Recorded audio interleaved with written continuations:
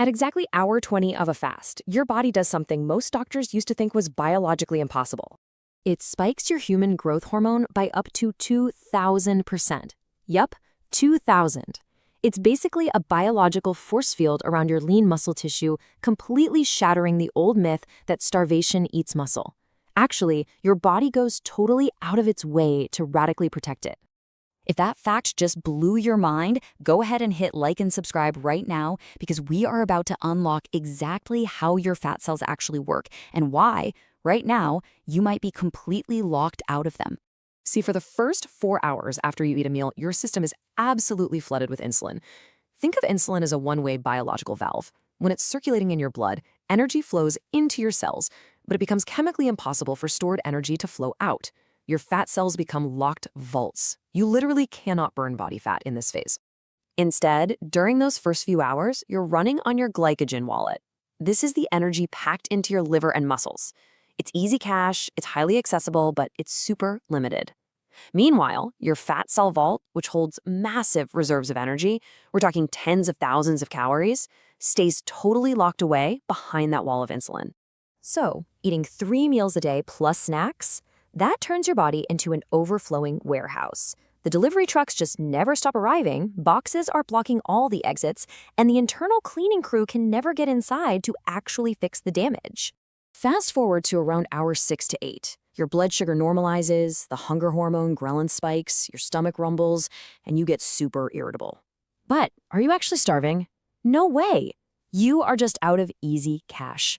You're addicted to easy fuel, and your body is stuttering because it's being asked to switch to its backup battery for the very first time. But if you push past that stutter, just watch what happens between hour 12 and 14. Your body finally realizes, okay, no new food is coming. The delivery trucks have officially stopped. And because of that, insulin drops down to its absolute lowest baseline level. This drop, that is the exact signal your biochemistry has been desperately waiting for. When insulin clears out, it triggers something called hormone-sensitive lipase. Now, this is the physical key that activates and finally unlocks your fat cells. For the first time in days, or maybe even weeks, your body begins to effectively draw energy right out of your adipose tissue. You are no longer running on the bagel you ate yesterday. You are running on you. And right between hours 14 and 16, a massive fuel change happens. As your liver breaks down that stored body fat, it converts it into ketones for your brain. Now, glucose, your normal fuel, creates a lot of metabolic smoke and oxidative stress. But ketones? They are a clean superfuel. They produce way more energy per molecule with significantly less waste. Which leads us exactly to what I call the hunter's edge. Because you're now running on tens of thousands of calories of stored fat, your fuel supply is no longer fluctuating. Hunger pangs, they vanish completely. Your energy becomes this steady, electric flatline without any crashes, and that heavy brain fog just evaporates. And honestly, this makes perfect evolutionary sense. If a hungry caveman got sleeping and lethargic, he wouldn't catch his prey, right? He would just die. Hunger physically alters us to make us sharper hunters. Which brings us right into hour 16 to 18. The cleaning crew finally arrives. This kicks off a biological state called autophagy. It literally translates to self-eating. Since the warehouse manager needs proteins to keep the machine running, but no new food is coming in, he orders the staff to start scavenging. Your cells actively start hunting for damaged proteins, faulty mitochondria, and even hiding viruses and bacteria. The body essentially throws a membrane around this cellular junk, dissolves it, and recycles it into brand new, pristine amino acids. This is deep, deep cellular repair, and it only happens when those delivery trucks stop. And this brilliantly illustrates why you absolutely do not need to fear losing your gains. Your body is incredibly smart. It is not going to burn your furniture to heat the house when you have a massive shed full of firewood right outside. That firewood is your body fat. Combined with that 2,000% spike in human growth hormone we talked about at the very beginning, your body creates an incredibly rare environment where it actively preserves muscle while rapidly stripping off fat. So the absolute crucial point is hour 23. You've reached your eating window, your digestive system has rested, gut inflammation has completely settled down, and your cells are essentially like a bone-dry sponge. Think about it. A wet sponge, like a cell that eats all day, can't soak up anything. But right now, your cells are incredibly sensitive and ready to absorb whatever you give them. And because your body is so absorbent, what you put in matters twice as much. You cannot treat this meal like a reward for suffering by just eating pizza and soda. That will cause a massive sugar crash. Instead, you've got to follow this rebuilding logic. Step 1, the foundation. High-quality protein like steak or salmon to give your body the raw amino acids to rebuild what autophagy just broke down. Step 2, healthy fats like avocados or olive oil to keep your metabolic fat-burning machinery running smoothly. And step 3, a high volume of micronutrients, think leafy greens and fermented foods, to prevent cramps and fatigue.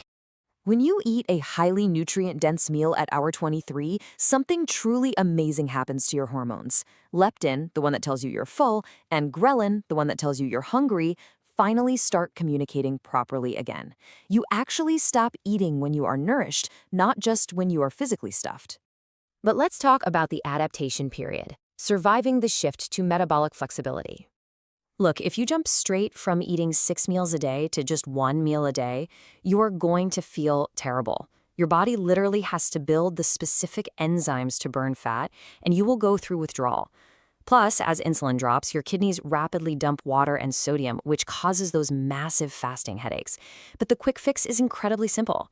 A tiny pinch of sea salt in your water instantly replaces that sodium and stops the headache in its tracks. We do have to note, however, that fasting is a physiological stressor. If you are already highly stressed, have poor sleep, are pregnant or nursing, have a history of eating disorders, or are diabetic on medication, you must avoid this protocol.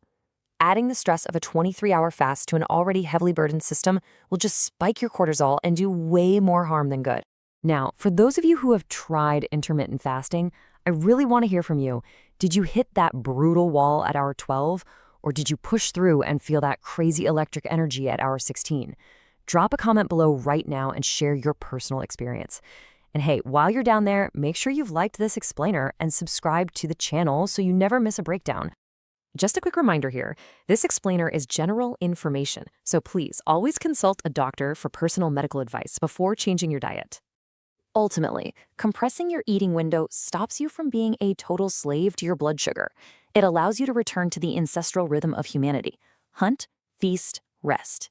You aren't starving, you are thriving, and you are finally giving your cellular machinery the actual time it needs to heal.